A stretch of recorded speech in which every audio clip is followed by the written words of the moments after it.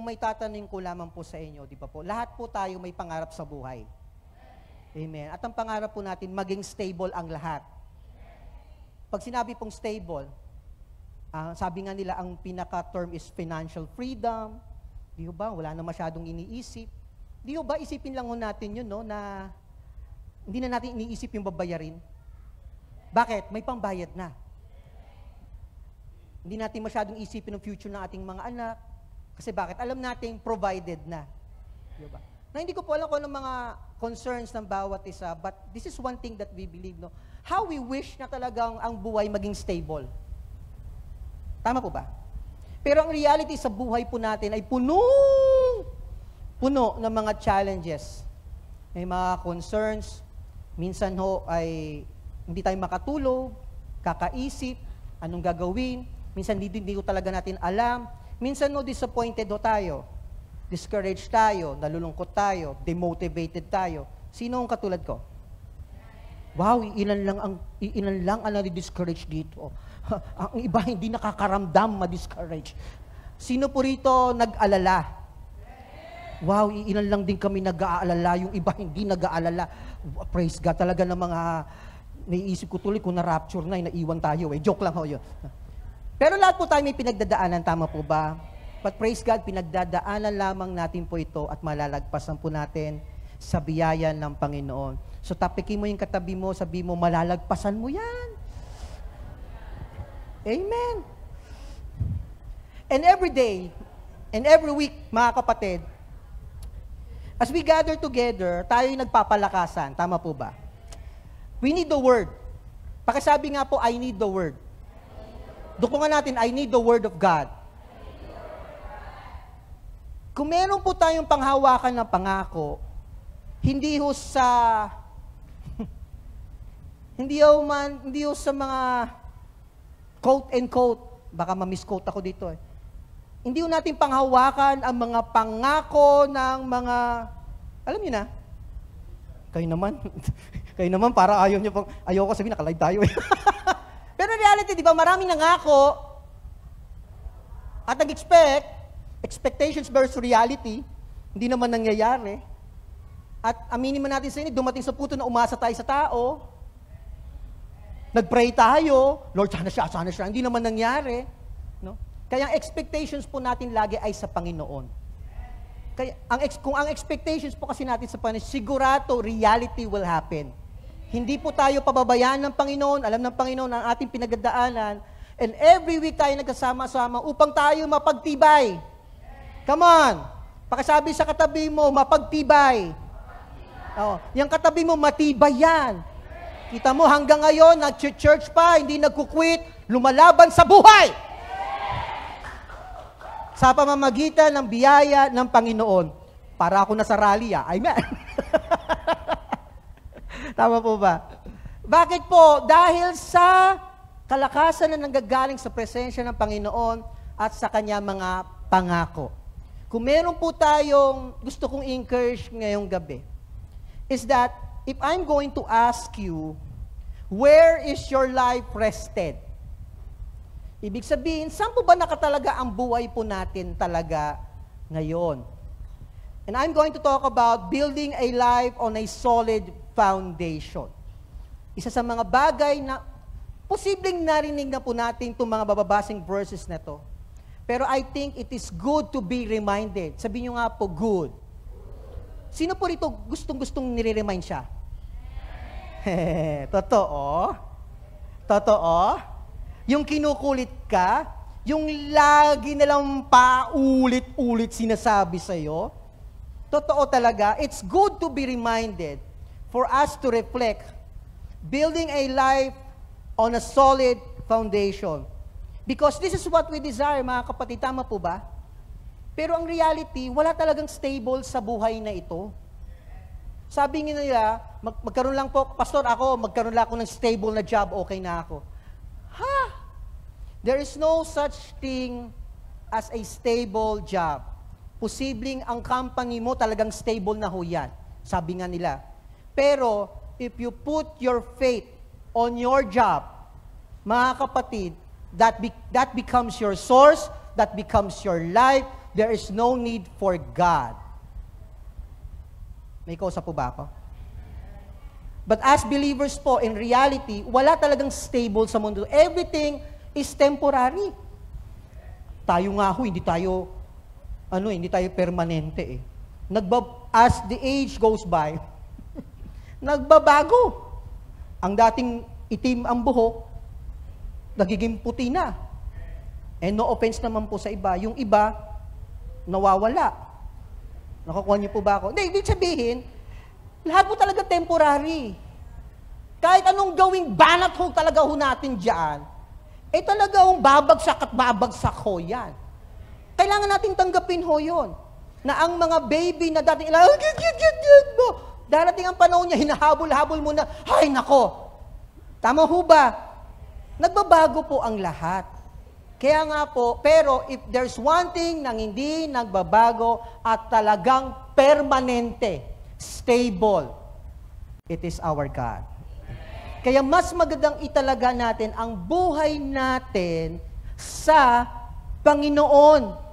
That whatever challenges, whatever mountains, whatever storms, whatever wind, mga kapatid, masasabi natin, matatag tayo. Bakit? Matatag ang ating Diyos. Kaya nga ho, kung titingnan yung katabi nyo, pakisabi nga po sa kanya, congratulations. Duktungan nyo, buhay ka pa. Ay, wag naman po, wala naman po ibig sabihin, no? Iba naman sa'yo, buhay ka pa. Hindi ho, ibig sabihin, kasi may purpose pa ho tayo. Amen. Nakakalagpas tayo. So, I'll share with you a few verses for tonight, and I really pray, mga kapatid, and again, that as we hear the word, we have a revelation from the Word of God and that we may also understand. May sasabihin po ang Panginoon sa atin corporately and God will also will talk to us personally. Amen? So are you ready to receive the Word for tonight? So let us pray po muna. Panginoon, maraming salamat sa pangalan ni Jesus. Kami po, lahat ay lumalapit po sa inyo, God. And we thank you for this wonderful opportunity of feasting on your Word, Father. And we thank you, Lord, O God, as we honor your word. We also honor the presence of the Holy Spirit. Holy Spirit, we pray that we have the eyes to see, the ears to understand, the spirit of wisdom and in truth is in here, God, that every word that will be proclaimed, declared, and decreed, God, maraming salamat ito, Panginoon, ang mga salitang kailangan po namin, Panginoon, dahil nakikita niyo po na kailangan namin, Panginoon. Mga salita, Panginoon, na hindi lamang po tatatak sa aming kaisipan, ngundi tatagos sa aming mga puso, God. So, Father, maraming salamat. I personally pray, God, that to be your mouthpiece for tonight, Father God, that I may declare the words, not my own opinion, suggestion, or even my experience, God, but the power of your word and the authority of your word with the anointing of the Holy Spirit be declared tonight. In this we pray in Jesus' name. Somebody say, Amen. Matthew 7 verse 24 to 28. But I'll start with verse 24 to 25.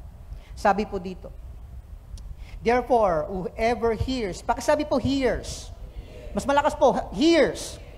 Whoever hears these sayings of mine, si Jesus po nagsasalita, and does them, I will liken him to be a wise man who built his house on the rock.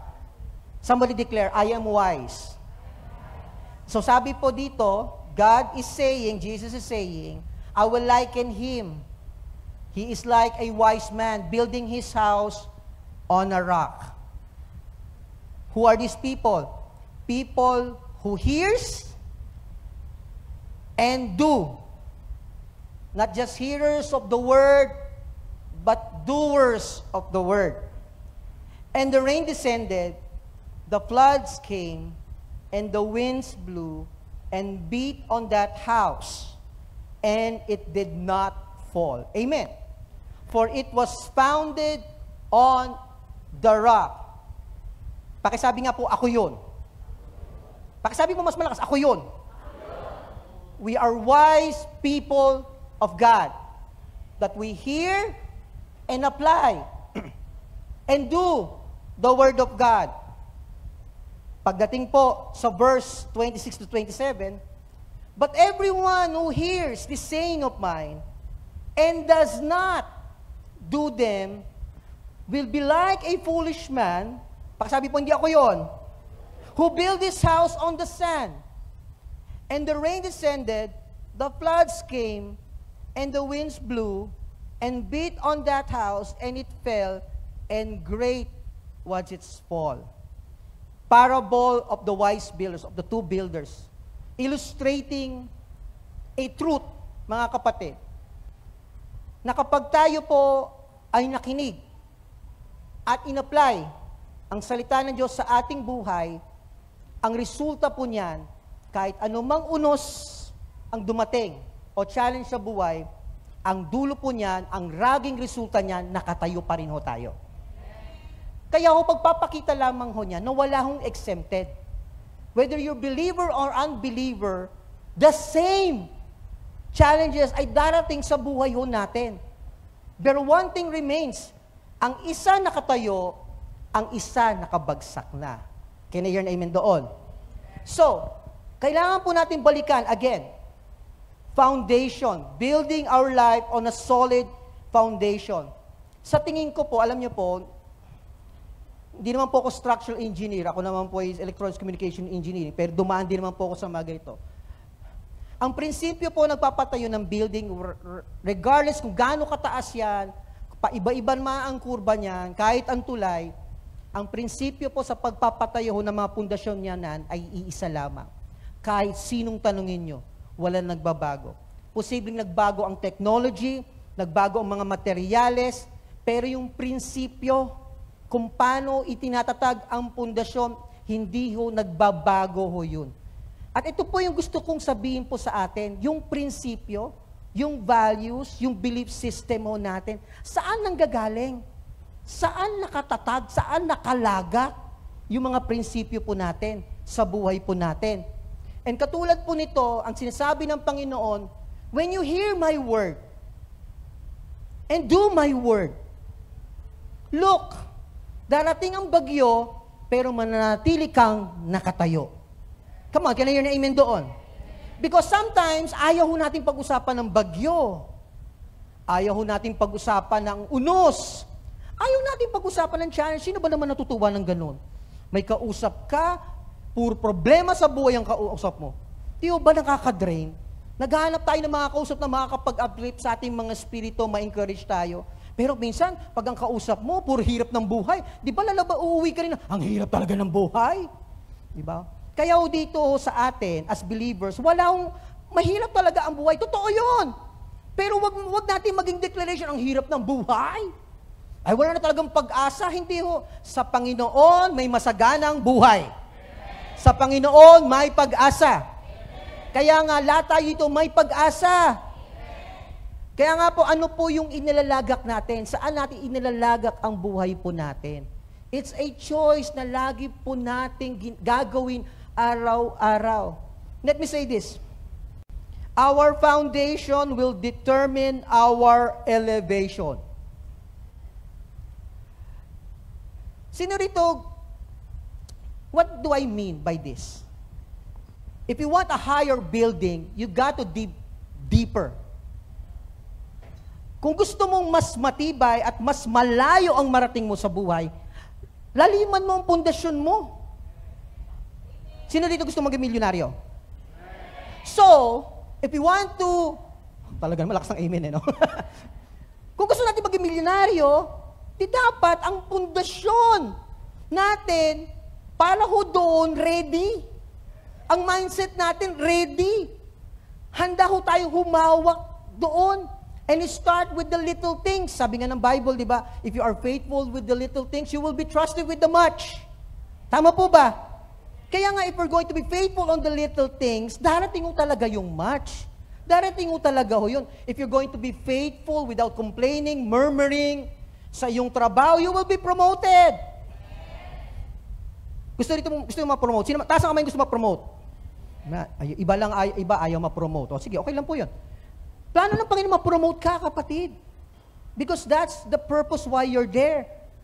Our foundation will determine our elevation. When we talk about foundation, I'm talking about the source of our lives, the values, principles. Because foundation matters. Anong ating pinaniniwalaan, anong ating pinapanampalatayanan, at ano ang ating paninindigan. Can I hear an amen? Naniniwala tayo, pero naninindigan ka ba sa paniniwala mo? Iba yun. We need to pursue the promise. We need to believe firm on the promise. Tama po ba? Because why? Darating ang bagyo, darating ang unos. Matitest talaga yan. Mararamdaman mo yan. Di ho ba? Ngayon ho, ang season ngayon, di ba napakainit? Di ba? Sabi nga, meron ako naalala nung high school eh. Narinig ko sa English teacher ko, isang parang simple poem na ganyan. Ang sabi niya ganyan, man is a fool, sabi niya ganyan. When it is hot, he wants it cold. When it is cold, he wants it hot. Man is a fool, man is a fool. Alam niyo po, sa panahon ngayon, di ba ho, ngayon ganito kainit, di ba? Sino rito naiinitan? Sino rito po nagsasabi ngayon? O sige, aminan natin sa hindi ha. Sino rito nagpa-pray na kumulimlim? Ay, ilan lang. Di ba pag nagsa-summer, excited tayo lahat, oy, swimming, yay! Pero habang tumatagal, ang init! Ano ba yan? Kailan ba darating ang tag-ulan? Nung umulan naman, ano ba yan? Baha! Kailan kayo matatapos do? Di ba ho? Naalala ko yung kwento ni Pastor Peter dati. Kasi merong siya na-encounter na may bagyo po kasing parating. So itong naalala mo yung Pastor Peter, yung isang lalaki, alam niya malakas yung bagyo. So alam niya ginawa niya, nag-prepare. Tinali yung bubong. Talagang pinalakas yung bubong niya, yung bahay niya. Kaso mo, lumihis yung bagyo. Tapos narinig ni Pastor Peter, nagkwentuhan kami na, talaga hindi wala sa isip yung illustration nila. Aba, nagalit pa. Pambihira yan. Inubos kong oras ko. Naggumastos pa ako dito. Inayos kong bubong ko. Tinali-tali ko pa. Hindi naman pala darating ang bagyo. Nagalit pa. Di ho ba? Alam niyo po, we have to be sensitive with the seasons. Ngayon tag-init, ngayon, huwag na kayong magulat. Ang dami namang inaayos na kalye. Ano ba yan? Ang daming building na tinatayo. Puro traffic dito. Ayos ng kalye dito, ganyan. Kasi yun yung season. Ngayon yun yung season na ayusin ang bubong. Hindi yung pag dumating na ang bagyo, saka tayo nag-aabol, may butas. Tapos galit pa, ano ba namang tukulan na to? Hindi. May panahon ng tag-araw, God will give you instructions kung anong dapat mong gawin. Can I hear an amen doon? So foundations matters because God doesn't want to build our lives on a Sunday. But every day, tulad ngayon, binibuild up tayo ng Panginoon. Come on, can I hear an amen? Pero hindi lamang nais ng Panginoon i-build up tayo ngayon. Gusto niya bukas din, Tuesday, Wednesday, Thursday, Friday, Saturday, Sunday. Nangungusap ang Panginoon. Kailangan natin ng kanyang salita, kailangan natin ng kanyang presensya. Can I hear an amen doon? Ngayon po, excited tayo. Ngayon, lalabas tayo ito. Hallelujah! He loves me! Pero pagdating ho ng Monday ho niyan, di ho ba? Tingnan yung ibang litanya ng iba nating kasamaan. Hindi ko po sasabing kayo ito, ha? Pag Monday, bukas, alam niyo, ang iba sa atin, ganito, hi, Monday na naman! Pasok na naman! O, ano nangyari? Nung Sunday, hallelujah, praise God, may trabaho ako! Pagdating ng Monday, ay na naman, pasok na naman, traffic na naman, sigurado may enforcer na naman. O, naninisi pa. Tama po. Ayan, late na naman ako. Ayun na naman ang boss ko. Di po ba? Wala nag-amen. Tama po ba? Dahil ang buhay ng Kristiyano ay masayang tunay. Na kahit na alam mo may challenges, ngingiti ka lang kasi alam mong, lalagpasan kita. Huwag nating hayaan ng diablo tatawa-tawa sa'yo. O yan, anong nangyayari sa'yo? Wala! Pa-church ka pa. Hallelujah, praise the Lord ka pa. Taas kamay ka pa. O ngayon, marka sa problema. Wala. O yan. Tawanan din natin pabalik. Hoy, diablo, tumigil ka. Patapos na ang araw mo. Amen! Huwag natin na yan malunod tayo. Alam ko marami po tayong concern. Dumaan din po kami ho doon. Tatawagan ka, sinabi nga ng okay na, tatawagan ka pa rin, sabi ng okay, tatawagan ka pa rin. Pero God is good. Hindi niya po tayo pababayaan. Our foundation will determine our elevation. That's why foundations is important. It will determine how far, how high we go to life. Life that God has ordained, prepared for us to walk in. It is our choice to continuously build our foundation. Mga kapatid, ibinigay naman natin ang buhay natin sa Panginoon. Ibigay na natin ng todo-todo. Nagtiwala na rin naman tayo sa Panginoon, magtiwala ka na ng todo-todo. Ibinigay mo na namin lahat sa Panginoon, bakit nag-withhold ka pa? Kung mismo ang Panginoon ibinigay niya na lahat. Aba, ewan ko po sa inyo. Ako po, magpo-45 na ho ako. Dati ho ang pangarap ko, ang sabi ko, alam ni Kat ito alam ko, ay, ako hanggang 80 lang ako, okay na ako. Ngayon magpo-45 na ho ako. Parang gusto ko i-extend ha. Bakit? Kalahati na lang ano ko And then, I realized, alam niyo po sa buhay talaga, no? Alam niyo, you cannot really waste time. Hindi mo talaga pwedeng ilagay. Kung sa Panginoon ka, ang dami pang pwedeng mangyari. So bakit hindi mo pa ibigay lahat-lahat? Nagtiwala ka rin lang naman, magtiwala ka na. Amen. That's our foundation that will determine our elevation. Para bang eagle? Ang eagle po, kapag may bagyo, hindi lilipad o yan through the storm.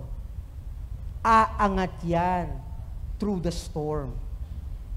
Parang tayo, kapag may problema, aangat po tayo. Parang ganito lang, bigyan lang ng example. Gusto mo maging matatag ang inyong finances. Sino po gusto ganon? Maging founded ng finances, sino mo gusto ganon? Okay, ready na po kayo sabihin ko? O parang wala Gusto niyo po maging matatag ang finances niyo? Finances natin, amen. Kasama ako doon, amen. Mag-tithes kayo. Lakas ng loob ko, no? Mag-offering. Magtanim. The key to prosperity is generosity. Sa mundo, kabig. Sa church, pag-ibig. At ang pag-ibig, nagbibigay. Mga kapatid, iba sa atin kasi pag narinig ang tithes, okay na, di ba? Uwi na tayo.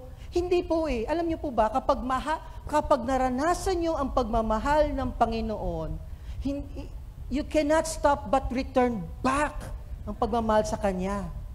Amen. Hindi po, and God said, He loves the cheerful giver. Kaya mismo dito po sa church, gusto ko pong i-clarify to. Hindi po namin kayo pipilitin. Hindi namin kayong pipiliting magbigay, but we will be bold enough to share to you the principle, which is from the Word, which is founded in the Word, which is rooted in the Word. If you want your finances to be founded, to be strong, you give unto the Lord.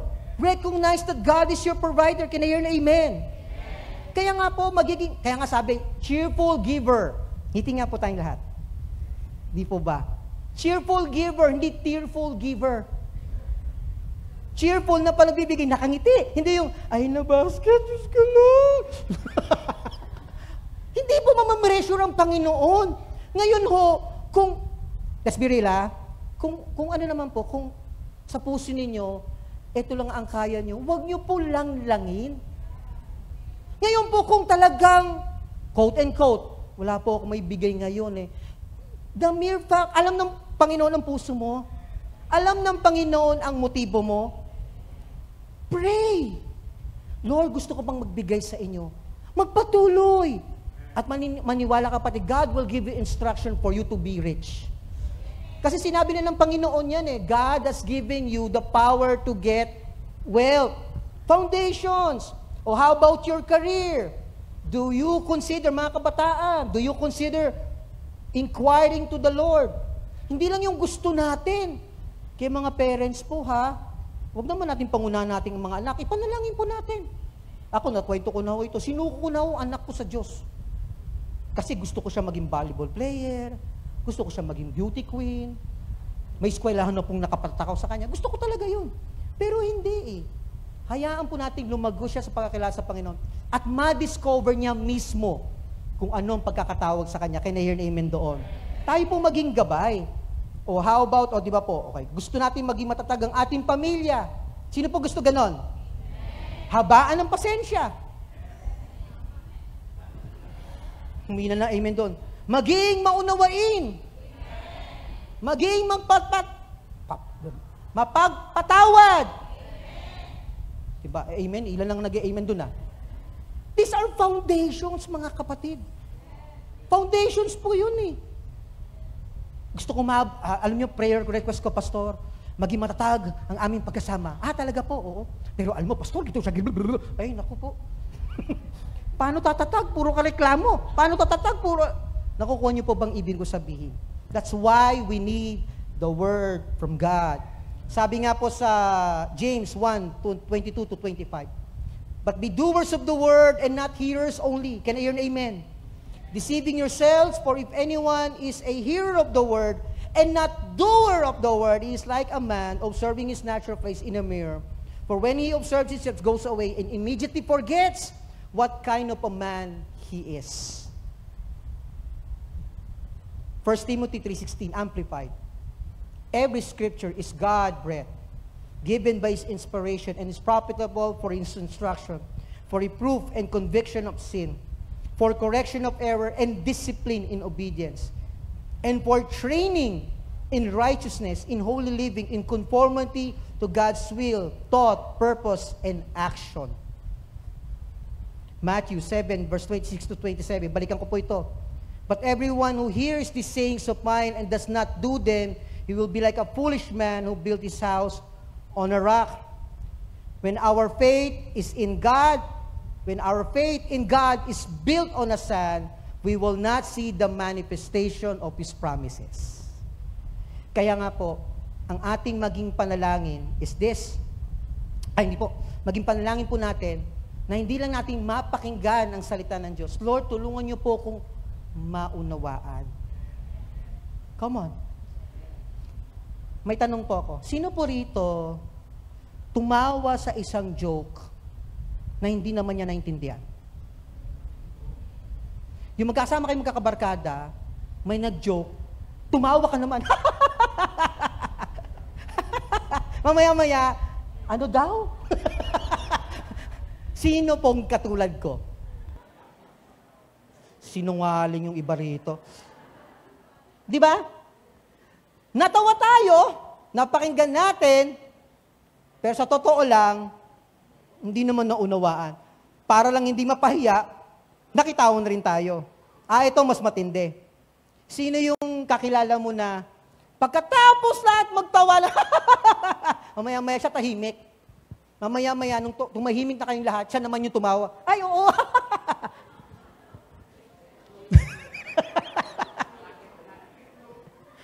Sabi nga nila slow. Ang tawag ko naman dun, delayed lang. Delayed, hindi naman slow, huwag naman slow. Di ba? Ang sakit kaya nun, slow ka. Hindi, sabihin mo lang, na-delay ka lang ng content, no? Nag-buffer, gano'n. Tama po ba? So, may mga ganun eh. Di ba? Ang sabi, di ba? Kaya nga importante nakikinig po tayo. Kaya na-hear na amen. Now, just like into the, when our faith in God is built on the sand. So, ibig sabihin yan, ang pananampalataya po natin talaga sa Panginoon. Di ho ba? And next tayo ito. Sabi ito, don't make a permanent decision out of your temporary emotions. Malakas ang amen doon na. May naligaw na amen doon na. Don't make a permanent decision out your temporary emotion. Don't be hasty in making decisions. If you don't know what to do, pause for a moment. May kosa po ba ako? Kapag hindi mo alam ang gagawin mo, huwag kang magmadali. Be still and know that He is God. What we desire is His will to be done. Can I hear an amen? Gusto natin mangyari ang kalooban ng Panginoon. Ngayon, kung hindi mo alam, tanong. Hindi lang kay right mind magtanong. Magtanong sa Diyos. Tama po ba? Kasi ito po yung sinasabi ko na kailangan natin bantayan Ano ba yung desisyon mo? Ayon ba sa suhestyon? Ayon sa opinyon ng ibang tao? Ayon sa emosyon mo? O ayon sa revelasyon mula sa salita ng Diyos? Yes, we sometimes do miss it. Sometimes, aminin man natin po sa hindi, ako din, nami-miss po talaga natin. Gumagawa na yung desisyon, nag-iisip, nagsasabi, na hindi naman natin sinasabi at nagtatanong sa Panginoon. Pansinin niyo po si Jesus. Sa dami ng persecution sa Kanya, sa dami ng humuhusga sa Kanya, kailan niyo siya nakitang nag-react agad? Most of the time, hindi lang, lahat. Read it from the Gospels.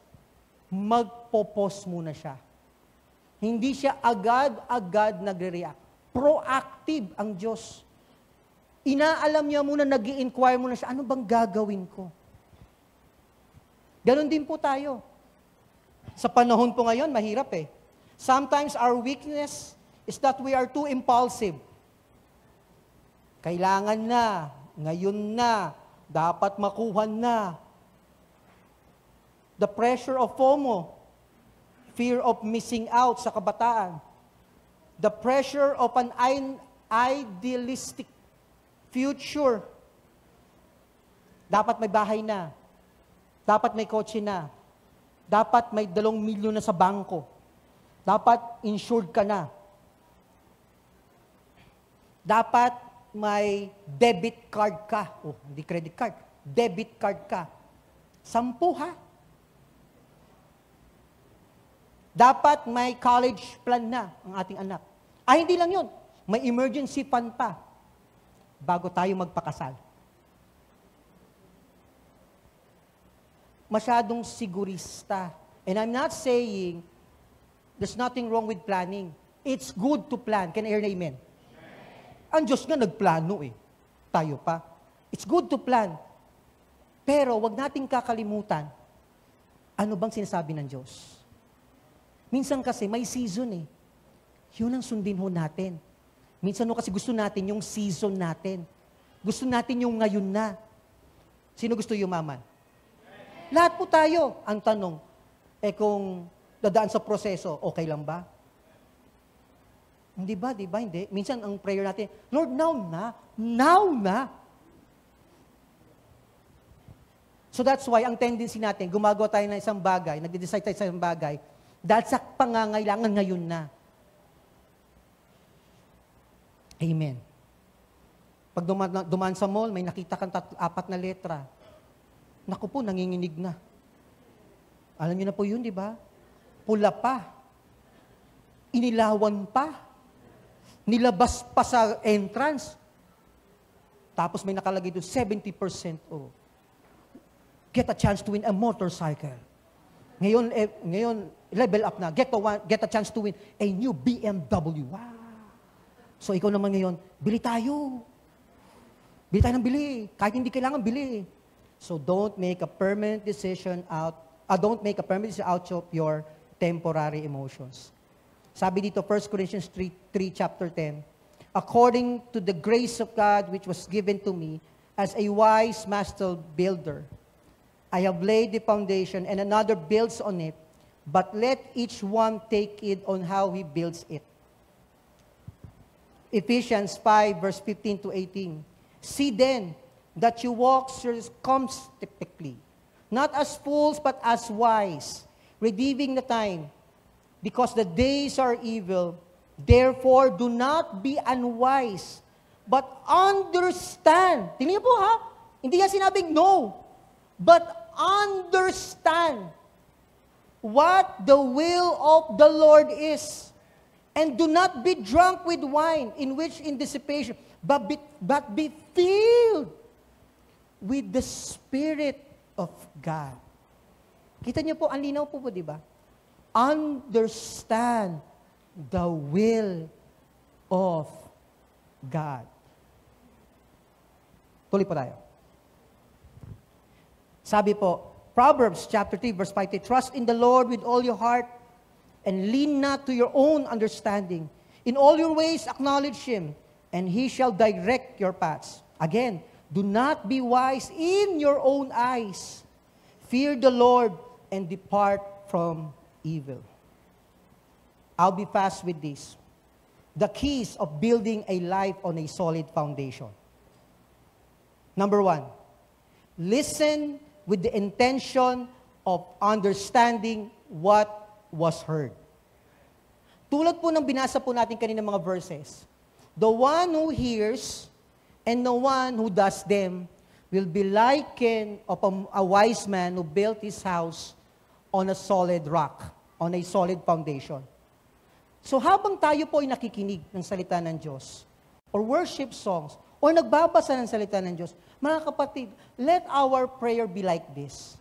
Panginoon, banal na Espiritu, tulungan niyo po kung maintindihan ko kung ano pong nais niyo kong maintindihan. Ibig sabihin niyan, we pray for a revelation from the Word of God. When revelation comes, illumination comes. And transformation will take place. Kaya na-hear na amen po doon. So listen, makinig ng may intensyon na maintindihan. Tulad nga po na sinabi ko, may mga estudyante, naging sakit po natin ito. Magtatanong ang teacher bago magtapos ng klase, do you understand, class? Ang sagot ng estudyante, dahil last subject na, yes, ma'am. Ako lang po ba dumaan sa ganon? Yes, ma'am. Yes, sir. Kasi bakit? Uwian na. Kasi pag may nagtanong, haba pa. So wala na magtatanong. Uwian na eh. Yes, ma'am. Tapos ang klase. Pagkatapos nung magtatanong sa mga kaklase, ano daw? Paano daw? Naintindihan mo? Ang problema, yung pinagtanungan mo, hindi rin naintindihan. Kasi ang sagot niya rin doon, yes, ma'am, yes, sir, naintindihan ko. Ay, yun ang nakakalungkot. Dahil hindi naintindihan, pagdating ng exam, mangungopia na. Kasi nga, hindi nagtanong. Wala pong problema, magtanong. Hindi po nakakaya kung hindi ho natin alam. May kausa po ba ako? Kung hindi ho natin alam, kaya hindi mo nga alam di magtanong. Sabi ko nga po sa mga estudyante, Pastor, hindi ako magaling talaga sa math didikitan mo yung magaling sa math. Ay, wag ganun, Pastor. Siya na. Siya magaling, siya na. Tingnan mo, yabang tawag ko dyan, dikitan mo, tropahin mo. Yun ang dapat. Dikitan mo yung marunong sa math. Wag mo layuan. Tayo, di ba? Tingnan niyo po mga mindset na tinuturo sa atin. Di ikaw na magaling. Di wow. Ay, may bago siyang coach. Di wow. Darating din akin. Di ba nakita niyo mga kaisipan na pupasok at mga naririnig natin na hindi naman dapat ganon? Matalino siya. Praise God. May matalino akong klase. Kokopyahan ko. Hindi! Lapitan mo, magpaturo ka. Minsan kasi ang pa-pride natin Hindi na nga nagmamarunong-runong pa. Bilang mga Kristiyano, we are humble. Walang amen dun Bilang mga Kristiyano, we are humble, we are open, and we are teachable. Ayan, isa sa mga values namin dito sa staff. Stay hot. Pakisabi nga po, stay hot. Humble, open, teachable. Kaya pag sinabi sa'yo na, alam mo, hindi yung gupit mo, ganon. Maging sensitive naman din tayo, ha? Wag naman diretsahan, yung pangit ng gupit mo, wag naman ganon. Gandahan nyo naman. O kaya yung ulam ang alat talaga, uy, grabe. Parang Dead Sea, parang ganon. Parang Red Sea, grabe ang alat. Huwag naman po gano'n. Sabi nga sa Bible, speak the truth in love. Di po ba? May pamamaraan. Kaya minsan nag-aaway-away kasi yung magandang intensyon, mali ang interpretasyon, mali ang paano sinasabi. Tama po ba? So maging maingat po tayo doon. So listen. Listen. Para may kanta yun with the intention of understanding what we have heard. Amen. My son, Proverbs 3:1-4. My son, do not forget my law, but let your heart keep my commands. For length of days and long life, peace they will add to you. Grabe, no? When you keep and do not forget the law, mga kapatid, automatic, haba ang buhay mo. Tingnan nyo, Let them have mercy and to forsake. Bind them, write them in the tablets of your heart. Kaya nga po, nasabi ko kanina, Kayo po ba ready po kayong ma-remind? Di ho ba? Tayo mga magulang daw ho, di ba? Pag maliit pang malang, wala tayong ginawa ko din mag-remind. Paulit-ulit. Ganon din po tayo ngayon. Bilang mga believers, kailangan po natin ng reminder. Amen. Change the way we think. One of the keys para magkaroon tayo ng solid foundation, change the way we think. Sabi sa Romans 12:1-2. So here's what I want you to do. God helping you. Take your everyday, ordinary life, your sleeping, eating, going to work, and walking. Your sleeping, eating, going to work, and walking around life, and place it before God as an offering. Embracing what God does for you, it is the best thing you can do for Him. Don't become so well adjusted to your culture that you fit into it without even thinking. Magandang paalala po, no? Huwag lang sunggab ng sunggab. Isip-isip muna. Instead, fix your attention on God. You will be changed from inside out. Readily recognize that what He wants from you and quickly respond to it. Unlike the culture around you, always dragging you down to its level of immaturity, God brings the best out of you. Develop well-formed maturity in you. Change the way you think. Pag sinabi ng Panginoon, ito ang paggawa ng pundasyon, dun ka lang. Consider the decisions you will be making. Our decisions is vital, and we must consider if it is this in alignment with the instructions from the Lord. Tulad nga po, di ba, nagbibuild ka ng bahay. Okay na yung pundasyon. Ngayon, you still ask God, Lord, ano naman ang next? Ano naman ang next? Ano naman ang next? Ganon din po sa ating pong buhay. Binigay na natin ating buhay, isinuko natin sa Panginoon. Ang tanong naman dyan, laging ang tanong natin, Lord, anong next? Anong gagawin? Anong dapat i-adjust? Can I hear amen? And consider the decisions you will be making. Kasi our decisions can either build up your future or tear down your future. Dalawa lang po lagi yan. It could build up or it could tear down. So consider the decisions you will be making. Commit to pursue what God has started in you. At dito po ako magtatapos. Commit to pursue what God has started in you. Binigay po natin ang ating pong buhay sa Panginoon. Nagsimula na kumilos ang Panginoon. Pangako ng Panginoon, kung ano man ang sinimulan niya po sa atin, tatapusin niya po. Kaya nga po, tulad nga po doon sa ating pong storya na nabasa kanina about the house on a rock. Darating po talagang challenges. Di po natin i-deny yun. May mga unos na darating.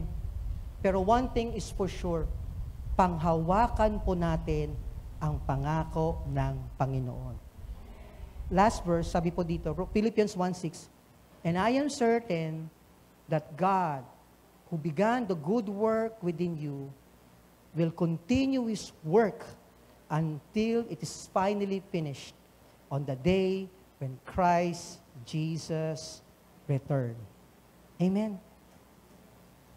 Lahat po tayo yumuko muna sa mga oras na to. Yumuko po tayo sa Panginoon. Kung ikaw ito, kapatid, na nais mong posible may mga bagay na hindi pa talaga ang Panginoon ang pundasyon. Hindi ko po alam yon. Hindi ko po alam kung yan ay tungkol sa inyong finances, tungkol po sa inyong relationship. Hindi ko po alam. Mga bagay na posibleng alam mong hindi ang pundasyon ang Panginoon. O iba ng buhay natin. Baka mamaya talagang, Panginoon, namumuhay ako sa sarili ko at hindi talaga sa iyo. Kung ikaw ito, kapatid, lahat po tayo nakayuko ngayon nakapikit. At nais mo gumawa ng desisyon at sinasabi mo ngayon sa Panginoon, ikaw lamang at ang Panginoon.